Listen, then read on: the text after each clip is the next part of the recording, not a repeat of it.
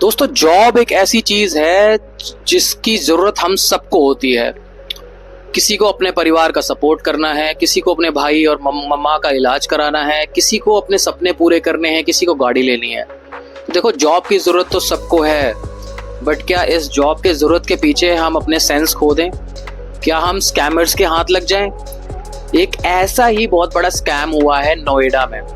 अगर आपने सुना हो तो एक कॉल सेंटर जो कि फेक कॉल सेंटर था, जो अपने आप को LG, सैमसंग ऐसे बड़े बड़े ब्रांड को रिप्रेजेंट करने का दावा करते थे, वो एक बहुत बड़ा फेक बर्स्ट हुआ है। कॉल सेंटर फेक एक बर्स्ट हुआ है। पुलिस ने वहां रेड मारी है, लोग पकड़े गए हैं। कैसे ये लोग चलाते थे आइए जानते हैं। ये लोग मोस्टली फ्रेशर्स को ही टारगेट करते थे, जिनको जॉब की बहुत ज़रूरत है।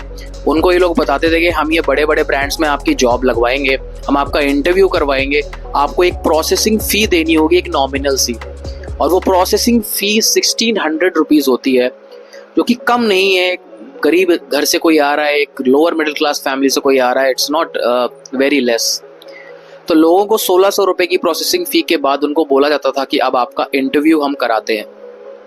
उनको इंटरव्यू कराया जाता था, लोगों का फेक इंटरव्यू कराए जाते थे, सिलेक्शन बोला जाता था कि आपका सिलेक्शन हो गया। फेक अपॉइंटमेंट लेटर्स क्रिएट किए जाते थे और बोला जाता था आपका सिलेक्शन हो गया है। उसके बाद जब जो सिलेक्शन होता था जिन कैंडिडेट्स का, उन लोगों को बोला जाता था अब आपको और पेमेंट करनी है, क्योंकि कंपनी के लिए हमें वेरिफिकेशन करवानी है और बहुत सारी चीज़ें करनी है, जिसकी वजह से और पैसे लगेंगे। जब लोग कंप्लेन करते थे तो बोला जाता था कि आप लोग उनको इंटिमिडेट किया जाता था, धमकाया जाता था। जब ये चीज़ जब लोगों के सामने आई कि यहाँ पर एक फेक कॉल सेंटर चल रहा है, फेक इंटरव्यूज चल रहे हैं, फेक अपॉइंटमेंट लेटर्स बनाए जा रहे हैं, तो इन लोगों ने लोग थे, इन लोगों ने बोला कि हमारा जो लोग ये लोग करते थे वो भाग चुके हैं। एक अहमद नाम का बंदा था, वसीम अहमद नाम का बंदा, जो अलीगढ़ से ये पूरा रैकेट ऑपरेट कर रहा था। सोचो, अलीगढ़ से पूरा रैकेट नोएडा से ऑपरेट कर रहा था। पुलिस ने छापेमारी करी और वसीम अहमद के बहुत सारे लोगों को अरेस्ट किया वहाँ से, साइट से। जब पुलिस की रेड पड़ी तो वहाँ पे बहुत सारे कैंडिडेट्स बैठे हुए थे। वो बेचारे अपने फेक ऑफर लेटर्स देखकर पुलिस को बता रहे थे कि हमें ये ऑफर लेटर्स दिए गए हैं। कई लड़कियां तो ऐसी थीं जो बोल रही थी हमारे पास कोई ऑप्शन ही नहीं है। कई बार होता है, आप लोग जॉब के लिए कई चीज़ों को नज़रअंदाज कर देते हैं, बट अंडरस्टैंड, क्या ये सही है? मैं आपको बताता हूँ कि आपको क्या करना चाहिए ये जानने के लिए कि एक जो आपको जॉब ऑफर कर रहा है वो फेक है या ओरिजिनल है।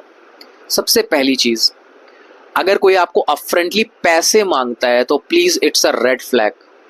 देखिए, कोई भी कंसल्टेंसी या कोई भी जॉब प्रोवाइडर जो होगा ना, वो पैसे नहीं मांगेगा आपसे, क्योंकि एक कंसल्टेंसी को जो कंपनी ऑलरेडी एक हायरिंग के लिए पैसा देती है। अगर आप हायर होते हैं कंसल्टेंसी से किसी कंपनी के लिए, तो कंपनी उस कंसल्टेंसी को पैसा देती है। वो अगर कोई रियल में कोई अच्छी कंसल्टेंसी होगी तो वो पैसा नहीं मांगेगी, पहली चीज़। दूसरी चीज़, आपको कोई भी कॉल कर रहा है, कोई ईमेल कर रहा है, आपको चेक करना है कि वो सही डोमेन से है कि नहीं। अगर कोई बोलता है मैं सैमसंग कंपनी से बोल रहा हूँ और मैं HR हूँ, तो आप उसको बोलिए ईमेल करने के लिए जॉब डिस्क्रिप्शन। उस ईमेल में देखिए samsung.com नाम से ID है या नहीं।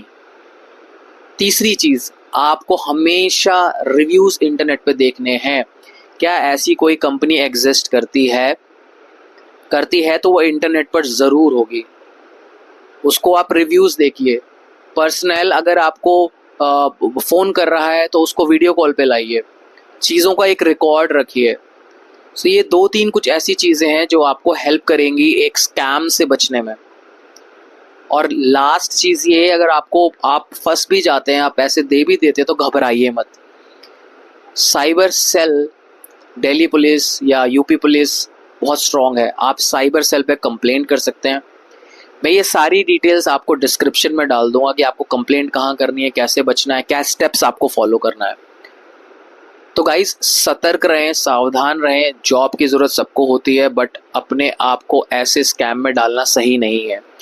अगर किसी को कोई हेल्प चाहिए, जॉब में कुछ चाहिए, वो या मुझे मेरे चैनल पे वीडियो के थ्रू मैसेज कर सकता है। मैं ट्राई करूँगा सही गाइड करने की। नमस्कार, थैंक यू।